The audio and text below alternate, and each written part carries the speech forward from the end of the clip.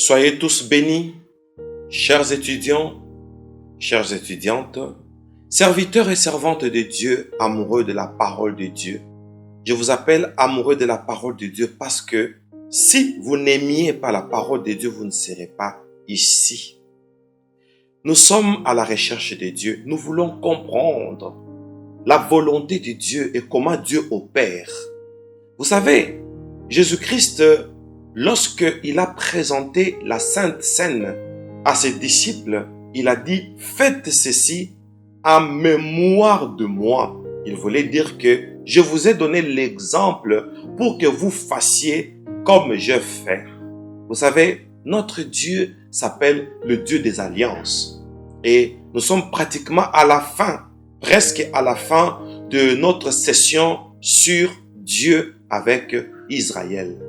Raison pour laquelle nous allons vraiment creuser, nous allons entrer en profondeur pour comprendre comment suivre Dieu. Parce que c'est un Dieu invisible et nous sommes des humains. Comment pouvons-nous avoir une relation parfaite et authentique avec un Dieu invisible? Nous allons suivre ce qu'il a fait avec les autres, nos aînés dans la foi. Raison pour laquelle nous intitulons cet avant-dernier chapitre comme le Dieu de nos pères. Nous allons trouver cela dans les livres d'Exode. Et avant tout, nous allons prier pour recommander ces chapitres entre les mains de Dieu parce que la Bible dit « Mieux vaut la fin d'une chose que son commencement ». Prions le Seigneur. Seigneur Dieu, nous sommes reconnaissants vis-à-vis de toi. Reconnaissants vis-à-vis de cette école à la recherche de Dieu et nous espérons à la fin de cette formation une expérience particulière avec toi parce que nous t'avons cherché et nous t'avons trouvé comme le déclarent les Écritures, chercher l'Éternel pendant qu'il se trouve. Seigneur, nous voulons découvrir comment tu opères, comment tu as fait avec les autres pour que nous puissions suivre le modèle. Nous bénissons ces instants en ton nom merveilleux, Jésus-Christ. Amen. Alléluia. Chers bien-aimés, attention. Nous sommes dans les livres d'Exode. Nous prenons le verset 5, le verset 6 et le verset 14. Commençons d'abord par Exode chapitre 3. Nous prenons le verset 5 à 6. Attention. Il s'agit de l'histoire de Moïse. Dieu dit, n'approche pas d'ici, ôte tes souliers de tes pieds, car les lieux sur lesquels tu te tiens est une terre sainte. Et il ajouta, je suis le Dieu de ton père. Maintenant, on parle d'un père au singulier. C'est ce qui va beaucoup nous intéresser. Je suis le Dieu de ton père. Et Dieu parle à Moïse au présent. Alors, qui était présentement le père de Moïse? Bien-aimé, attention. Comment Moïse se retrouve devant un puissant ardent? Maintenant, Dieu lui parle de son père.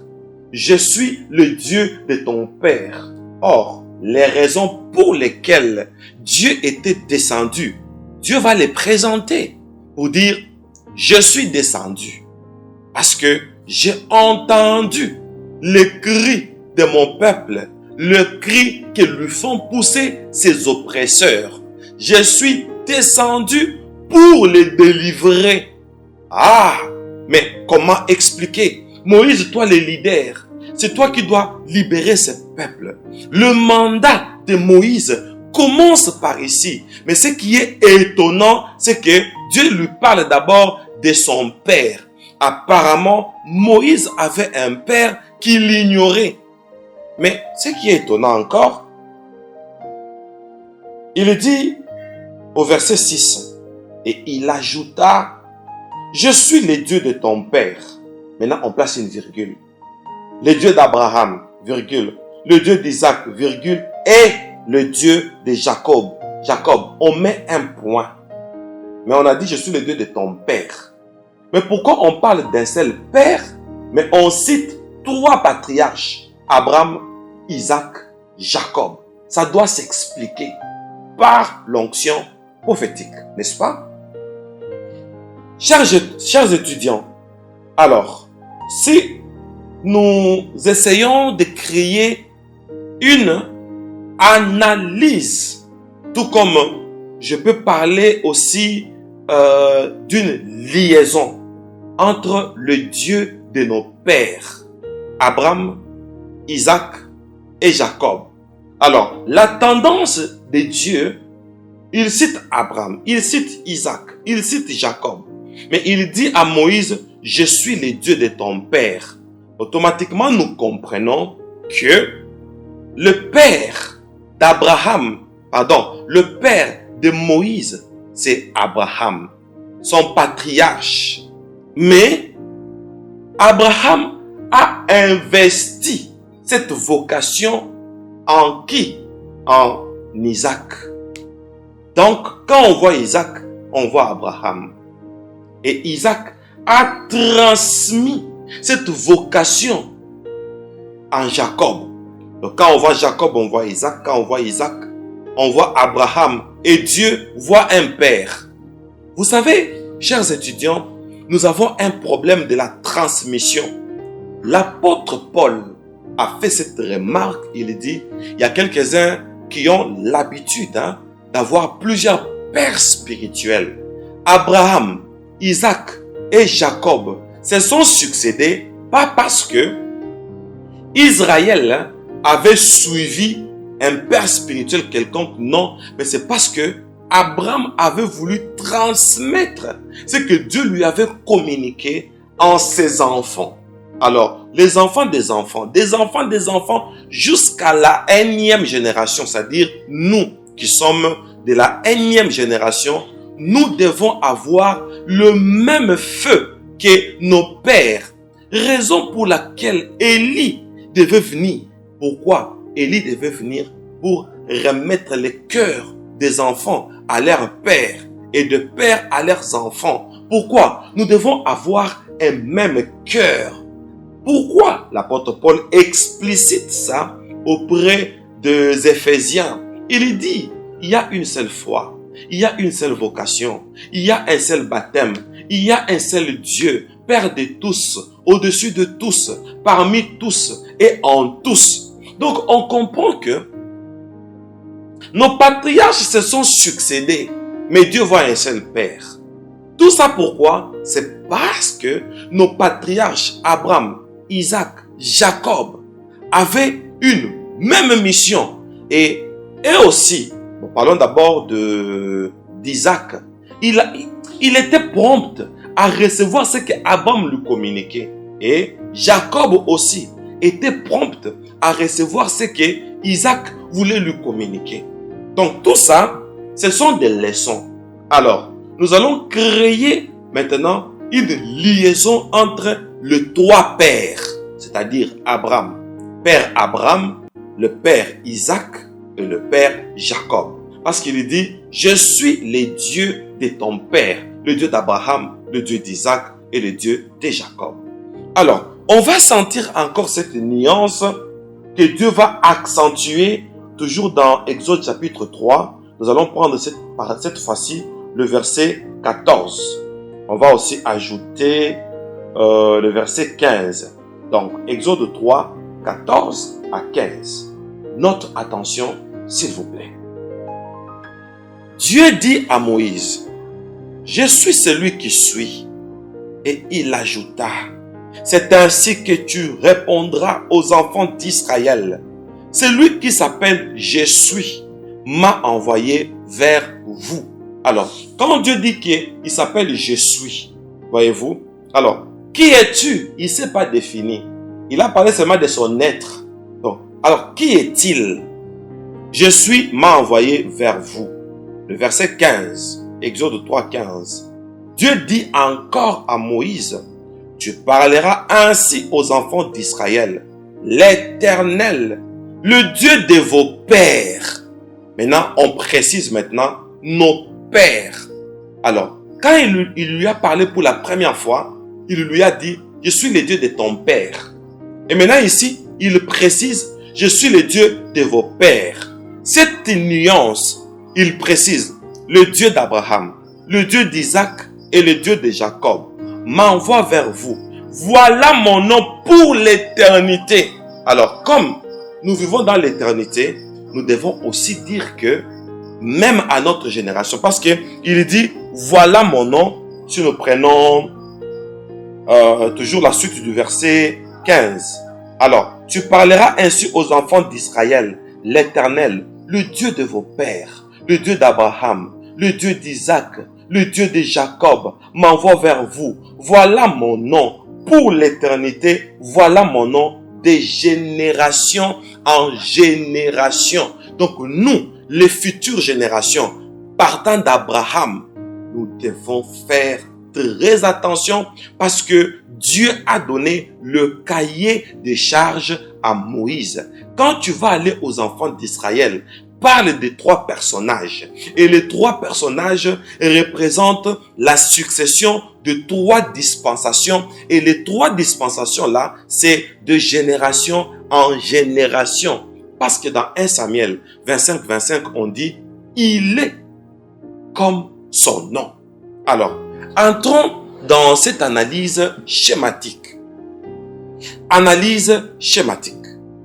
De génération en génération. Donc, même vous, même moi, nous, toi et moi, nous avons déjà un chemin tracé.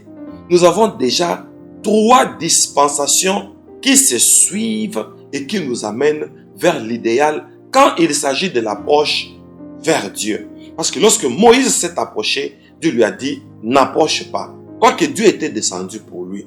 Tout ceci, c'est pour dire que avec Dieu, il y a certaines conditions de dispensation prophétique. Alors, commençons par Abraham. Le Dieu d'Abraham, d'Isaac et de Jacob. C'est ça mon nom de génération en génération. Donc, à chaque génération qui pourra se succéder, voilà la notion que Dieu a donnée à Moïse pour communiquer aux enfants d'Israël. Et moi aussi, je suis Moïse, je vous communique cette notion. Attention. Commençons par Abraham. Pourquoi Dieu s'est dit qu'il est le Dieu d'Abraham? Parce que Abraham amène une dispensation, laquelle, la condition sine qua non pour que Abraham commence son ministère ou sa vocation en tant que patriarche. Oh, pourquoi en tant que patriarche? Parce que il est le père de tous les croyants. Donc, Abraham doit engendrer la foi. Autrement dit, Abraham doit engendrer la croyance. Donc, quand Dieu dit, je suis le Dieu de tes pères, le Dieu de ton père, le Dieu d'Abraham, le Dieu d'Isaac et de Jacob. Parlons d'Abraham. Parce qu'Abraham, c'est un père. Abraham, c'est un papa. Abraham, c'est un patriarche. Donc, l'histoire de la foi commence avec la dispensation de Dieu avec Abraham. Bien aimé, parce qu'on est à l'école, je dois ouvrir une parenthèse. Vous savez, ce que Abraham a fait, Dieu dit à Abraham, toutes les familles de la terre seront bénies en toi. Qu'est-ce que Abraham a fait pour que ce dernier devienne une source de bénédiction? Oui, parce que Abraham a fait preuve de la docilité. Vous savez, la docilité d'Abraham nous enseigne. Donc, l'histoire de la foi commence avec l'obéissance d'Abraham. Quelle est l'obéissance d'Abraham? Attention, Dieu dit à Abraham, quitte ton pays. Alors, la foi commence par la sortie. On doit quitter. Il dit, quitte la maison de ton père. Quitte ta patrie. Voyez-vous? Donc, Abraham avait des origines païennes. Il vivait dans une contrée païenne. Et maintenant Dieu lui dit quitte. Et il lui dit, je rendrai ton nom grand. Ah, donc la grandeur est pour ceux-là qui se sont décidés. Et c'est ça même la foi. La grandeur est pour ceux-là qui se sont décidés de quitter la contrée où Dieu n'est pas connu. Regardez, Abraham, d'où il est sorti. Abraham, quand on regarde ses origines, on va voir que c'était un païen. Une origine païenne.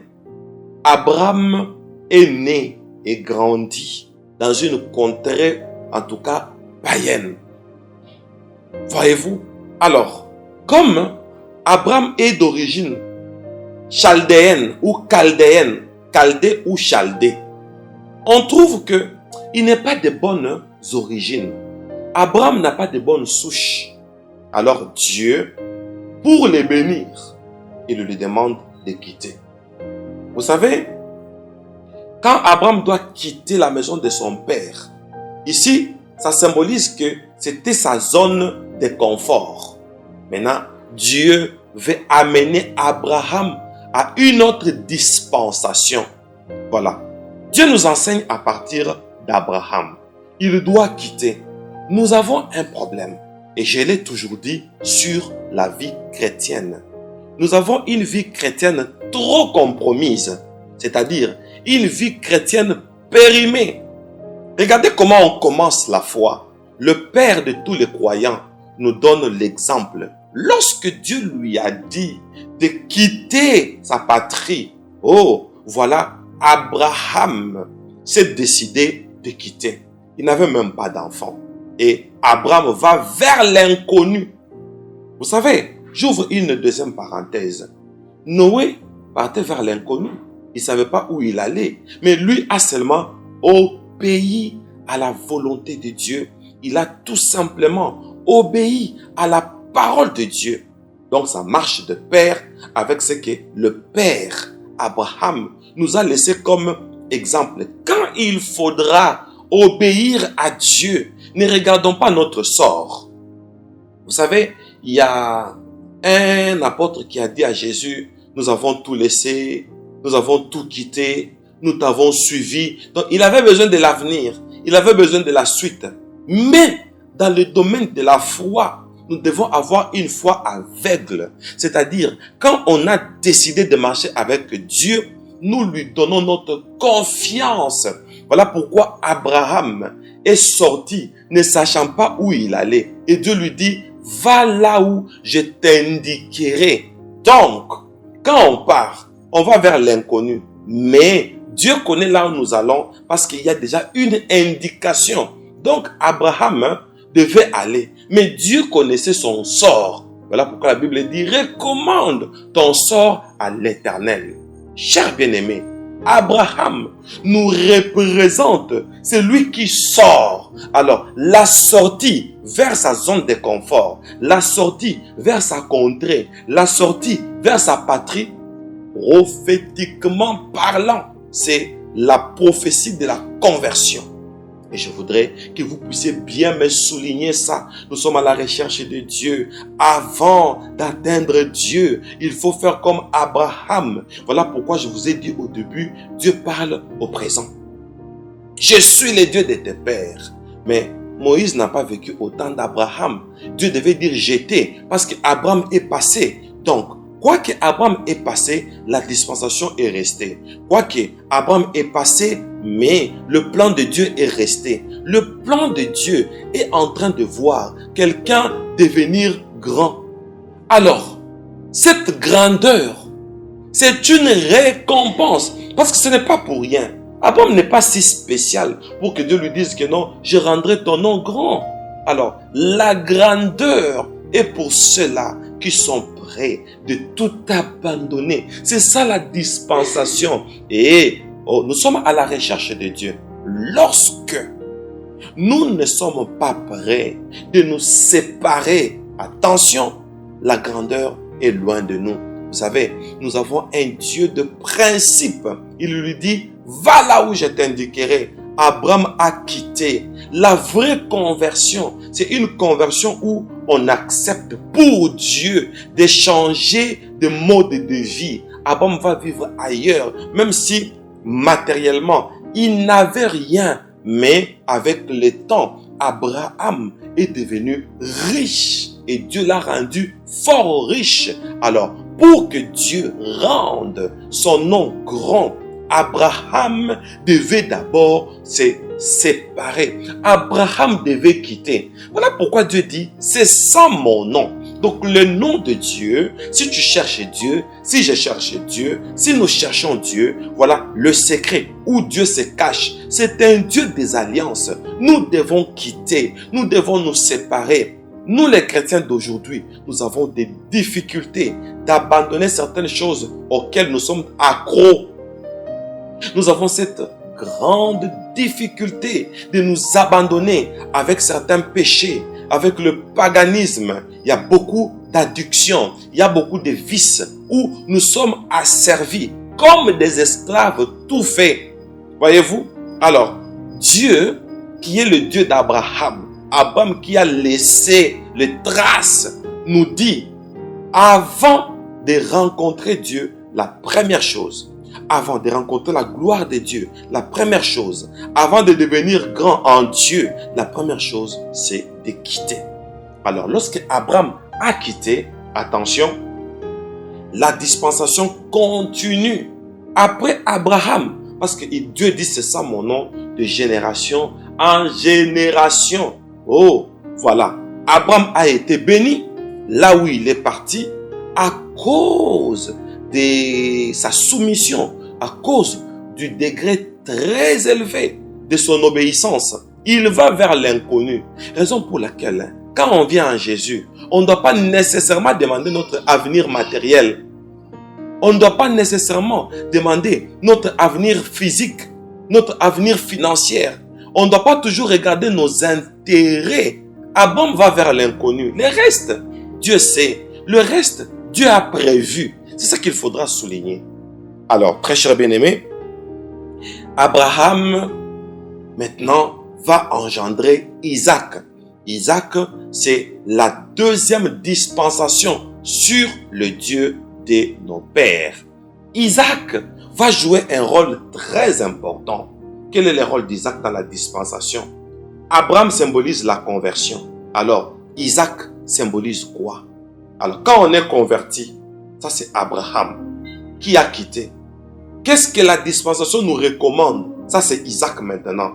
Alors, quant à Isaac, Dieu a mis Abraham à l'épreuve. Il lui a dit, prends ton fils, sacrifie-le-moi. Alors, quand on voit Isaac, Dieu lui dit, ton unique. Ah, mais Abraham n'a pas l'unique fils Isaac. Et il faudra qu'on prophétise là-dessus. Il lui dit, prends ton fils, ton unique, offre-le-moi en holocauste. Alors, pourquoi Abraham n'a qu'un unique fils pour Dieu, mais Ismaël? N'est-ce pas que Ismaël est là? Donc, nous sommes en train de comprendre que Ismaël, qui est le fils aîné d'Abraham, quoique c'est avec une servante, mais dans l'Ancien Testament, la polygamie était autorisée. Donc, Agar, qui a donné le premier fils à Abraham. Mais on va se rendre compte que Ismaël n'est pas cité par Dieu. Savez-vous pourquoi? Je voudrais que tous les étudiants à la recherche de Dieu, nous puissions noter ça. Ismaël n'était pas prêt à passer à la sacrificature parce que la dispensation était en train de voir Isaac porter le bois. Lorsque Abraham a pris 2 serviteurs, il a pris le feu, il a pris le couteau, il a pris le bois et il partait pendant 3 jours pour offrir Isaac. Et quand on est en train de voir Isaac, nous sommes en train de voir la prophétie de l'appel lévitique. Comment? Dans la loi de Dieu, la loi que Dieu a donnée à Moïse, Dieu a dit à Moïse, ce sont les Lévites qui doivent porter le bois de l'Holocauste. Et quand on voit Isaac qui porte le bois, comment?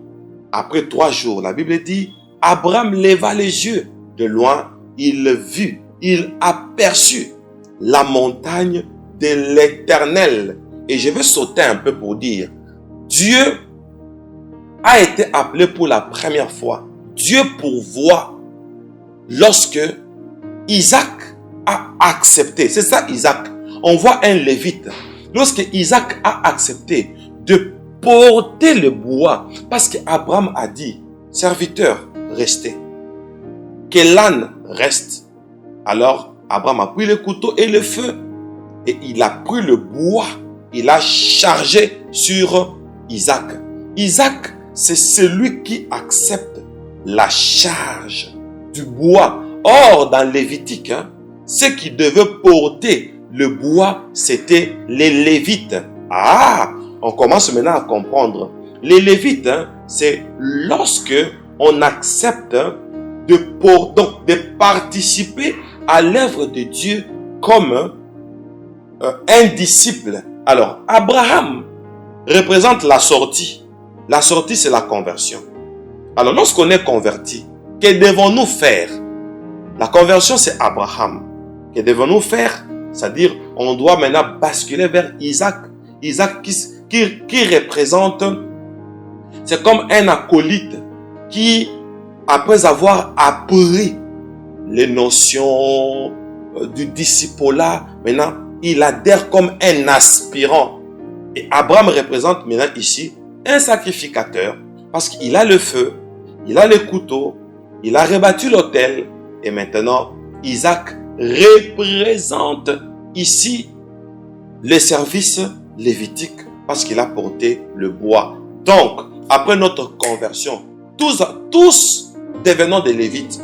Après notre conversion, tous participons à l'œuvre de Dieu. Parce que la Bible dit, c'est l'œuvre de l'Éternel qui te bénira. Et cela a été prophétisé par Isaac qui porte le bois. Le fait d'avoir porté le bois de l'Holocauste et l'Holocauste l'autel de l'Holocauste qui symbolise le sacerdoce. Alors, Isaac participe au sacerdoce en se donnant lui-même. Voilà pourquoi cette montagne devient Jéhovah Jireh. Voyez-vous, Mont Moridja, où on a appelé Dieu pour la première fois Jéhovah Jireh. Beaucoup de gens disent, oh Dieu, tu as dit que il est écrit que tu es Jéhovah Jireh. Non, il est Jéhovah Jireh pour ce que Isaac avait fait.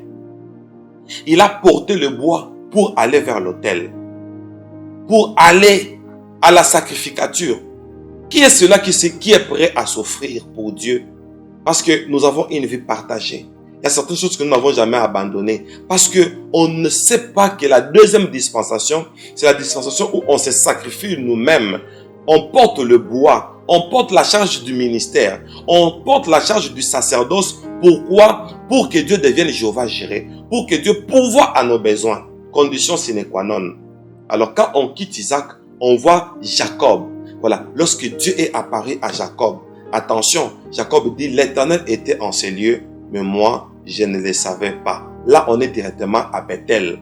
Voilà deux conditions précédentes pour arriver à Bethel. Nous avons Abraham, Isaac et Jacob. Abraham, symbole de la conversion parce qu'il a quitté.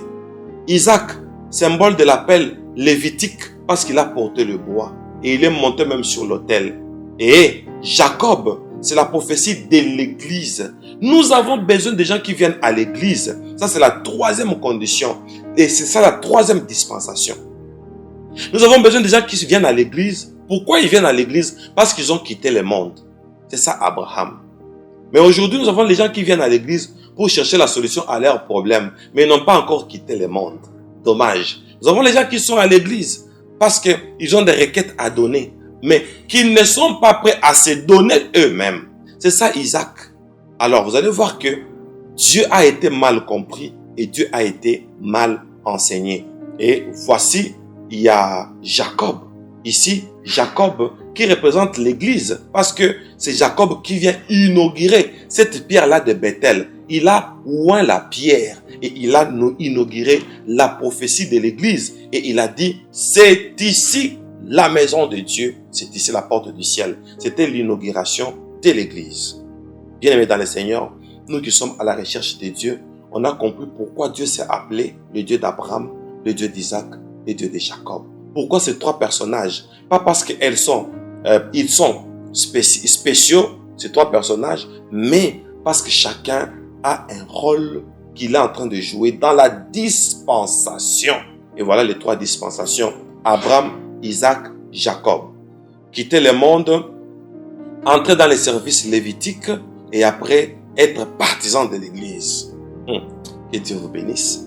Merci pour votre attention. Merci de nous avoir suivis jusqu'à ce chapitre qui est en train presque de clore notre deuxième partie de la formation sur Dieu avec Israël.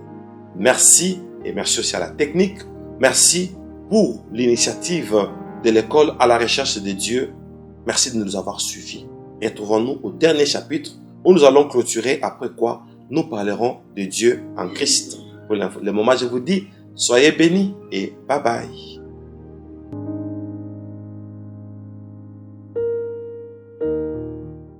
Sion TV, une exclusivité de l'instruction. C'est ici que se fond le voile du temple. Votre source perpétuelle garantie pour une étude perspicace des Saintes Écritures. La télé qui diffuse les réalités prophétiques afin de comprendre le temps. Comme l'un de vos conducteurs qui vous amènent au ciel. Sion TV, j'aime.